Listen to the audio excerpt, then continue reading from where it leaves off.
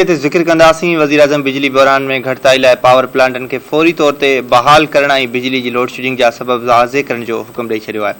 मुल्क में जारी बिजली जी लोड शेडिंग बाबति वज़ीर आज़म शहबाज शरीफ़ जी सदारत हेठि इजलास थियो, जंहिंमें एहसन इक़बाल, मुसद्दिक़ मलिक, मिफ्ताह इस्माइल, खुर्रम दस्तगीर, मरियम औरंगज़ेब, शाहिद खाकान आबासी ऐं ॿियनि शिरकत कई। इजलास में मुल्क में जारी बिजली बहरान ते ख़यालनि जी ॾे वठि कई वई। वज़ीर आज़म बंद पावर प्लांटनि जी फौरी तौर बहाली जो हुकुम ॾिनो।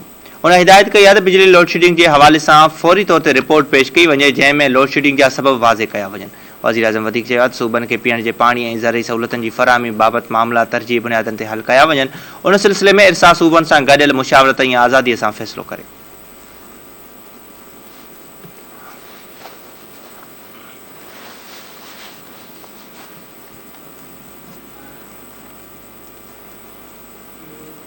आबी वसीलनि वारे वफ़ाक़ी वज़ीर खुर्शीद अहमद शाह चयो त कर्ज़नि में जकड़ियल ऐं महांगाई में घिरियल पाकिस्तान खे बचाइण लाइ गॾिजी विहणो पवंदो। हुन चयो त मुल्क खे हेसि ताईं पहुचाइण में सभु कसूरवार आहिनि, पर हाणे अॻिते जो सोचणो आहे। खुर्शीद शाह चयो त इमरान ख़ान माइंड सेट तहत जलसा करे रहियो आहे। जेकॾहिं हू जलसा करण में मुल्क जी बहितरी सम्झे थो त भली कंदो रहे।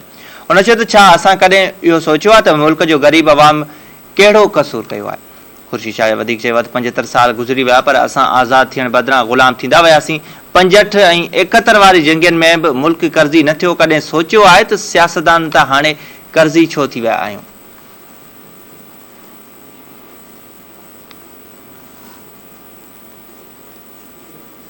वफ़ाक़ी घरू वज़ीर राणा सनाउल्लाह चयो आहे त इमरान ख़ान जे सब्सिडी वधाइण ते IMF रेड मार्क करे छॾियो हो। मजबूरी में मुल्क खे वॾी तबाही खां बचाइण लाइ ॾुखियाईनि मां गुज़रण जो फ़ैसिलो कयो।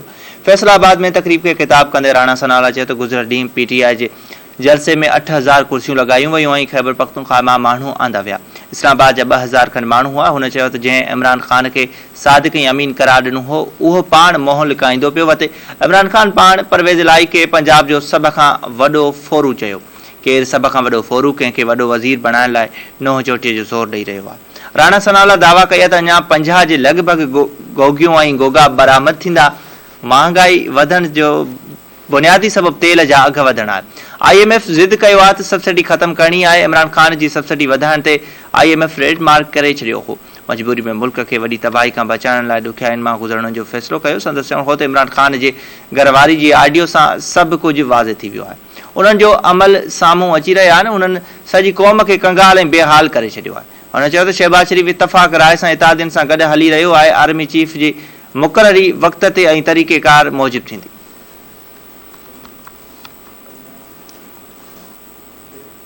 वफ़ाक़ी वज़ीर ख़्वाजा साद रफ़ीक पाकिस्तान तहरीक इंसाफ़ जे चेयरमैन इमरान ख़ान ते तनक़ीद कंदे चयो त इमरान ख़ान खां पुछियो वञे त हू कंहिंजी एजेंडा ते कमु करे रहियो आहे। इस्लामाबाद में न्यूज़ कॉन्फ्रेंस कंदे नून लीग अॻवान ख़्वाजा साद रफ़ीक चयो आहे त हिकु माण्हू जमहूरियत जो चैंपियन बणिजे थो, हू खुलेआम आइन जी भञकड़ी जी ॻाल्हि करे थो। कॾहिं अदलिया खे सॾींदो आहे, कॾहिं फ़ौज खे सॾींदो आहे। जेके इदारा पंहिंजी आइनी हदुनि में रही कमु करे रहिया आहिनि, उन्हनि जो तौहीन करे थो। ख़्वाजा साद रफ़ीक चयो आहे जेकॾहिं गदारी थी रही आहे त हू उन वक़्तु मुल्क जो वज़ीर आज़म हो। जुडिशल कमीशन ठाहे आहे। असांखे इम्पोर्टेड हुकूमत चयो वञे थो। छा असां अमरीकी सफ़ीर खे सदारती महल में गार्ड ऑफ ऑनर ॾियण लाइ चयो हो? इमरान ख़ान खां पुछियो वञे त हू कहिड़ी एजेंडा ते कमु करे रहियो आहे। साद रफ़ीक जो वधीक चवणो हो त तव्हां चाहियो था त इदारा मुदाख़लत कनि। तव्हां आइन टोड़ण जी दावत ॾेई रहिया आहियो। तव्हां खुलियल नमूने चई रहिया आहियो त इदारनि खे मुल्क में तब्दीली आणणु घुरिजे आहे।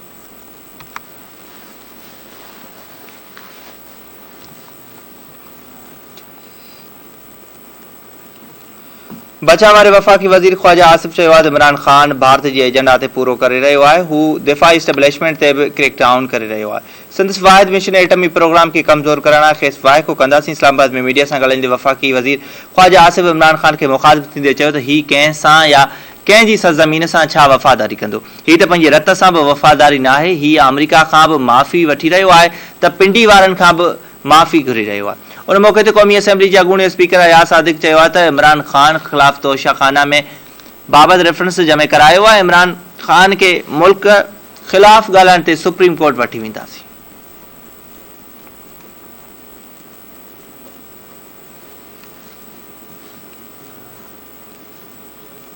तहरीक इंसाफ़ चेयरमैन इमरान ख़ान जी घरवारी बुशरा बीबी जी मुबैना ऑडियो लीक ते नून लीग चयो आहे त साबित थी वियो त बुशरा बीबी जे हुक्म ते असांजे ख़िलाफ़ गदारी जा ट्रेंड हलाए सियासत खे गंदो कयो पियो वञे।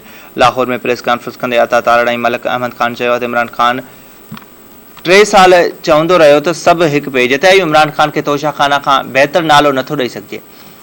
तव्हां पाकिस्तान जी सियासत खे गंदो कयो ऐं पाकिस्तान खे सिफ़ारती सतह ते गंदो कयो। हुननि चयो त काल्ह खां हिकु टेप वायरल थी रही आहे जंहिंमें अॻूणी ख़ातून अवल जी ॻाल्हि ॿोल आहे। घरेलू औरत जो नज़रियो तव्हां सभिनी ॾिसी वरितो हूंदो त हुन हुकुम ॾिनो त मुख़ालिफ़नि ख़िलाफ़ गद्दारी जा ट्रेंड हलाया वञनि।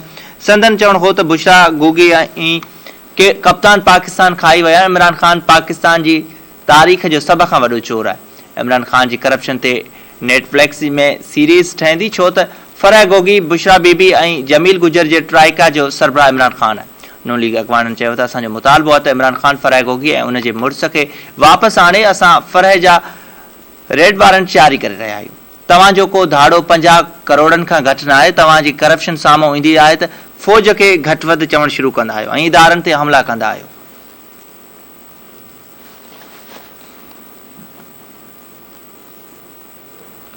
अॻूणी ख़ातून अवल जी दोस्त फरह खान पंजाब जे सूबाई वज़ीरनि अता दाराड़ ऐं मलिक अहमद खान ख़िलाफ़ हर्जाणे जो केस दाख़िल करण जो ऐलान करे छॾियो आहे। फरह खान सूबाई वज़ीरनि जे प्रेस कॉन्फ्रेंस में लॻायल इल्ज़ामनि खे कूड़ो करार ॾींदे घरू वज़ीर अता दाराड़ ऐं कानून वारे वज़ीर मलिक अहमद खान ख़िलाफ़ कानूनी कार्रवाई जो ऐलान कयो।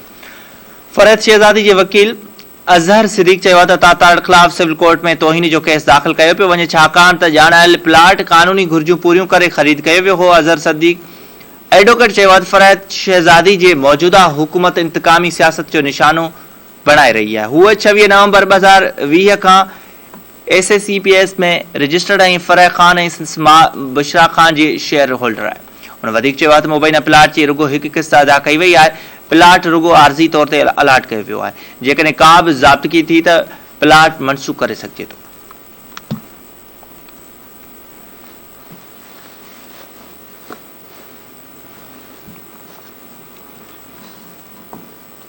इस्लामाबाद ऐं पंजाब खां पोइ सिंध में बि कारोबारी वक़्त जे हवाले सां हुकुमनामो वक़्ती तौर ते मुअतल कयो विया। सिंध जे घरू खाते जो चवणु आहे त पाबंदियुनि जो नोटिफिकेशन 11 जुलाई खां हिकु भेरो ॿीहर लागू थींदो। वाज़े रहे त सिंध हुकूमत तवानाई बहिरान ते ज़ाब्ते लाइ 9 वॻे कारोबारी मर्कज़ बंदि करण जो हुकुम ॾिनो हो। होॾां ईद उल अज़हा जे मौक़े ते इस्लामाबाद जी ज़िला इंतिज़ामिया बि दुकाननि जी बंदिश बाबति हुकुम 10 जुलाई ताईं मुअतल करे छॾिया आहिनि, जंहिंजो नोटिफिकेशन जारी कयो वियो। नोटिफिकेशन मूजिबि दुकाननि जी बंदिश जा हुकुम मुअतल करण जो फ़ैसिलो अवाम जे मफ़ाद ख़ातिर कयो वियो आहे।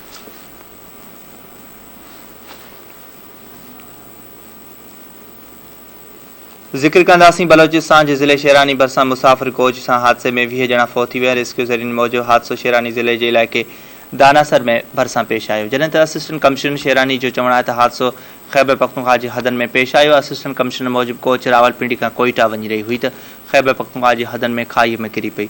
हादसे में 20 ॼणा फ़ौत ऐं 11 ज़ख़्मी थी पिया। रेस्क्यू ज़रीन जो ॿुधायो आहे त हादसे में फ़ौतियुनि जा मढ़ ऐं ज़ख़्मियुनि खे ज़ोब ऐं मोगलकोट मुंतक़िल कयो वियो आहे। होॾां वज़ीर आज़म शहबाज शरीफ़ हादसे ते अफ़सोस जो इज़हार कंदे ज़ख़्मियुनि खे बहितर तिबी इमदाद जी हिदायत कई आहे।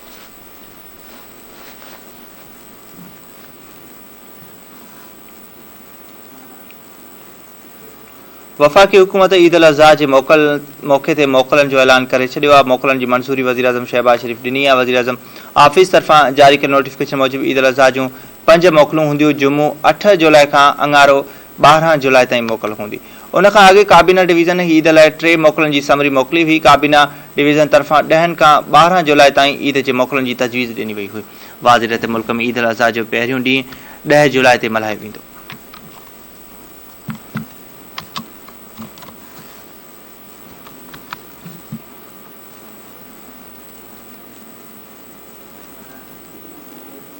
हैदराबाद में जीए सिंध महाज़ पारां सिंध में पाणी जी हथरादू खोट ऐं गाठे ठोड़ महांगाई ख़िलाफ़ धरणो हयो वियो। जीए सिंध महाज़ जे चेयरमैन रियाज़ चांडियो जी अॻवानी में कारकुननि नसीम नगर थाणे आॾो क़ौमी शाहरा ते धरणो हयो, जंहिं सबबि कराची खां पंजाब ऐं सिंध जे मुख़्तलिफ़ ज़िलनि ॾांहुं वेंदड़ ट्रैफ़िक जी अच वञ बंदि थी वई। उन मौक़े ते जीए सिंध महाज़ जे चेयरमैन रियाज़ चांडियो मीडिया सां ॻाल्हाईंदे चयो त पंजाब सिंध जे पाणीअ ते धाड़ो हयो आहे, जेको कंहिं बि सूरत में क़बूल न कयो वेंदो। संदसि चवणु हो त सिंध में हिकु पासे पाणी जी मुसलसल खोट आहे त ॿिए पासे वरी महांगाई ग़रीब अवाम खे आबघात करण ते मजबूर करे छॾियो आहे। सिंध में धारियुनि खे आबाद करण सिंध दुश्मन मनसूबा जोड़िया पिया वञनि। रियाज़ चांडियो वधीक चयो त धारियुनि जा जाली डोमिसाइल ठाहे खैन सिंध जे नौजवाननि जूं नौकरियूं फराहम कयूं पियूं वञनि, जेको अमल नौजवान सन इंसाफ़ी आहे। जसम चेयरमैन चितार ॾींदे चयो आहे त सिंध में पाणी जी खोट ख़तमु करे पुछड़ियुनि ताईं आबादकारनि खे पाणी फराहम कयो वञे। ॿी सूरत में हाणे ऐलानियल मुदे ताईं पंजाब जा रस्ता बंदि कया वेंदा। धारियुनि खे नेकाली ॾेई सिंध जे अवाम खे वसीलनि जो मालिक बणायो वञे।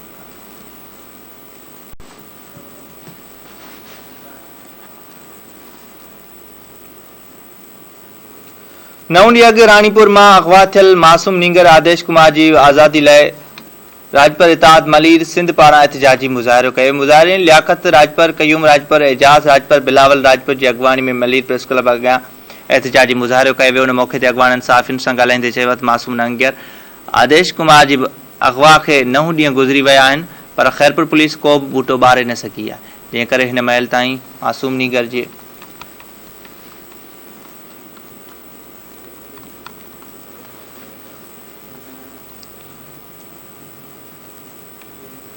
घोटकी में महर बाहिरन में जारी सियासी तोड़े ज़ाती इख़्तिलाफ़ात जे ख़ात्मे लाइ महर बिरादरी पारां एहतजाज शुरू कयो वियो आहे। महर बिरादरी सां तालुक़ रखंदड़ केतिरनि माण्हुनि खानगढ़ जे गौर पैलेस ऐं महर हाउस जे विच वारे रस्ते ते एहतजाजी मुज़ाहिरो करे कैंप क़ाइमु करे छॾी। एहतजाजी कैंप में शरीक माण्हुनि पीपल्स पार्टी जे MNA चीफ सरदार मोहम्मद बख्श खान महर, सरदार अली गौर खान महर खां पाण में छा खणण जो मुतालबो कयो। महर बिरादरी पारां ॿिन्ही सरदारनि विच में ठाह लाइ क़ाइमु कयल एहतजाजी कैंप में महर बिरादरी सां तालुक़ रखंदड़ ॿियनि बिरादरियुनि जा माण्हू खानगढ़ पहुतल आहिनि। ॿिन्ही सरदारनि विच में ठाह लाइ क़ाइमु कयल एहतजाजी कैंप ते सरदार अली गौर महर नाहे पहुतो। सरदार अली गौर महर जो चवणु हो त जेको बिरादरी जो फ़ैसिलो हूंदो उहो क़बूल आहे। होॾां सरदार मोहम्मद बख्श खान महर बि कुझु देरि में कैंप ते पहुचंदो। महर बिरादरी जे माण्हू सरदार अली गौर महर पारां मोकिलियल मानी बि बिरादरी जे माण्हुनि वापसि कंदे चयो आहे जेसिताईं ठाह न थींदो बुख ते वेठा हूंदा। ज़िक्र कंदासीं ख़ैरपुर वेझो नींगरी ॿुॾी फो थी वियो आहे। उमराणी ॻोठ में पेर तिरकण सबबि सठियो वाह में ॿुॾी फो थी वियल 8 वरनि जी सुमेरा अमराणी जो 24 कलाकनि गुज़रण बाद संदसि लाश हथ आयो आहे। नींगरी जो ॿुॾी फौत थी वञण बाद ॻोठण में मुसलसिल ॻोल्हा बावजूदि सठियो वाह मां लाश हथ करे वरितो। नींगरी जो लाश संदसि घर पहुचण ते कोराम अची वियो। नींगरी जी अमड़ खे बेहोशी जा दौरा पइजी रहिया आहिनि।